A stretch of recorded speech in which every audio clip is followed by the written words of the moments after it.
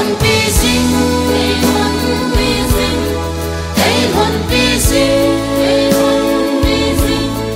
quay lại muôn na chỉ sống lên chính hàng lệ phai trong gió xin sống lên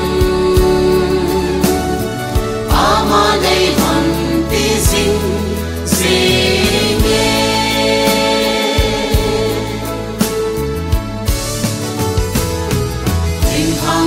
ai chẳng mà cả cuộc xin lễ na mừng na sông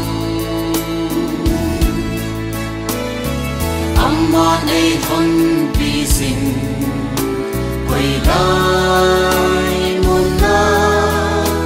cả chi giống lên amma ấy thân bi sinh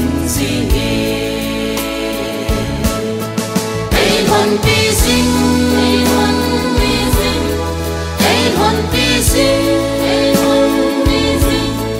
quay lại muôn na chỉ sống lên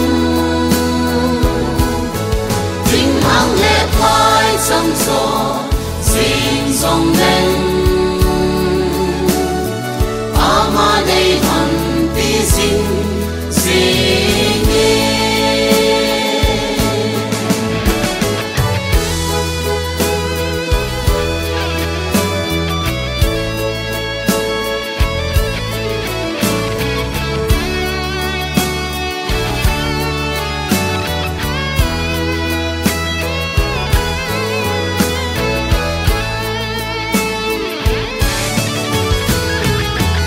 chẳng hạt na a dòng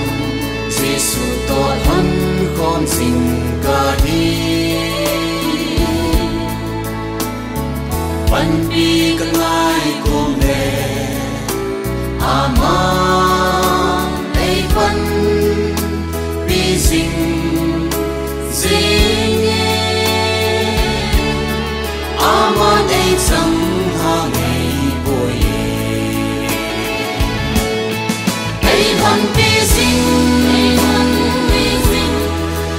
hồn bi sinh quay lại muôn na chỉ sống lên chính hàng lệ phai trong gió xin sống lên ama đây hồn bi sinh